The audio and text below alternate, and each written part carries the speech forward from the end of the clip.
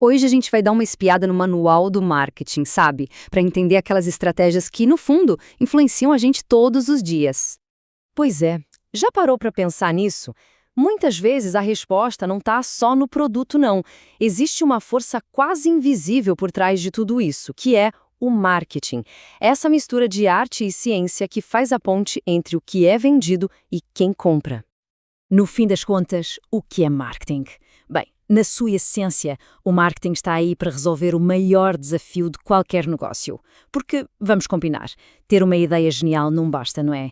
A grande questão é, como é que essa ideia chega na mão de quem realmente precisa dela?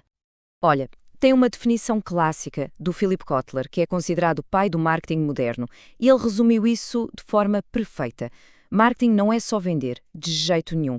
É um processo muito maior. É um processo social de entender o que as pessoas precisam e criar valor para atender essa necessidade. Beleza. Então, digamos que existe um ótimo produto. E agora? O que se faz? É exatamente aqui que o manual clássico do marketing entra em cena, com 4 perguntas que, olha, toda empresa precisa responder.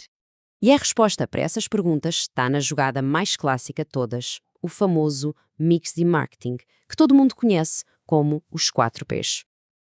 Essa ideia foi formulada por um cara chamado Jerome McCarthy, lá nos anos 60. E esses 4 pilares, produto, preço, praça e promoção, foram por décadas a base de tudo. Era um modelo super lógico, direto ao ponto, só que tinha um detalhe, um ponto cego fundamental. O foco era total na empresa, no que ela queria fazer. Só que aí, lá pelos anos 90, o jogo começou a virar.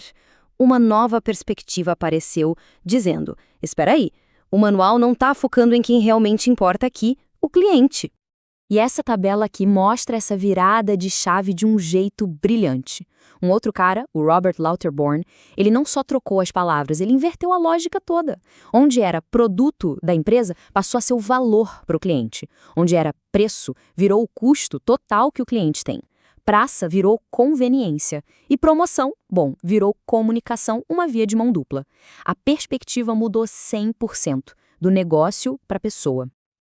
Ok, então se a gente começa a pensar com a cabeça do cliente, isso leva a uma conclusão bem lógica, né? Se o foco é o cliente, não dá para falar com todo o mundo do mesmo jeito. O próximo passo, então, é encontrar o cliente ideal. E como se faz isso? Através de um processo chamado segmentação. Pensa nisso como se fosse um filtro, sabe? Para achar as pessoas certas. A ideia é parar de gritar para uma multidão e começar a sussurrar para um grupo específico que realmente quer te ouvir.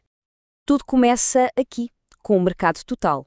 Imagina, sei lá, todo mundo no planeta que, em teoria, poderia comprar um produto. É um universo gigantesco e, vamos ser sinceros, impossível de alcançar.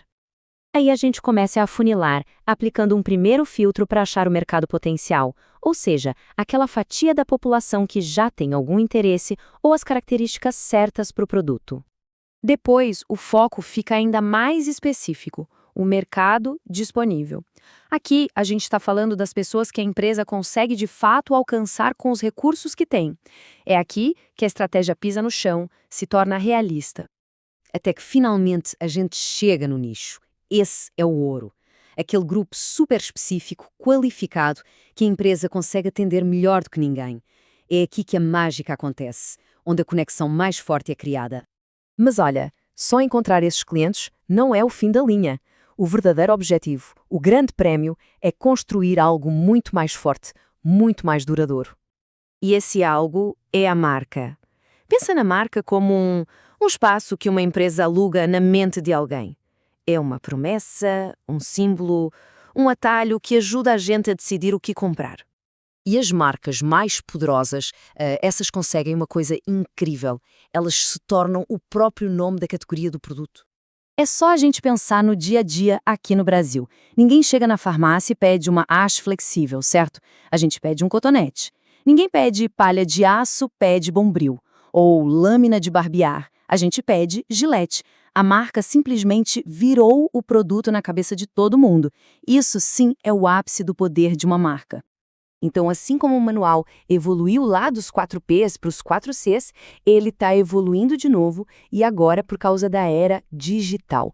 Então, bem-vindos ao que a gente chama de marketing 4.0. E a grande virada aqui é a abordagem. O marketing antigo era o que a gente chama de push, de empurrar. A empresa empurrava a mensagem e interrompia o que a pessoa estava fazendo com um anúncio. O marketing de agora é pull, de puxar. A ideia é atrair com conteúdo que seja útil, que seja interessante, é criar uma conversa e não só um monólogo. Essa nova fase, o Marketing 4.0, é basicamente sobre isso. Misturar o tradicional com o digital de uma forma inteligente. É colocar a experiência humana bem no centro de tudo. O objetivo não é mais só alcançar as pessoas, mas sim criar uma conexão de verdade com elas. Então, da próxima vez que um anúncio chamar a atenção ou que surgir aquele sentimento de lealdade a uma marca quase sem explicação, bom, agora dá para saber que não é por acaso. É tudo parte de um manual que não para de evoluir, sempre buscando novas formas de conectar a gente com aquilo que a gente deseja. E a pergunta que fica no ar é, com tanta tecnologia, tantos dados, para onde será que esse manual vai nos levar agora?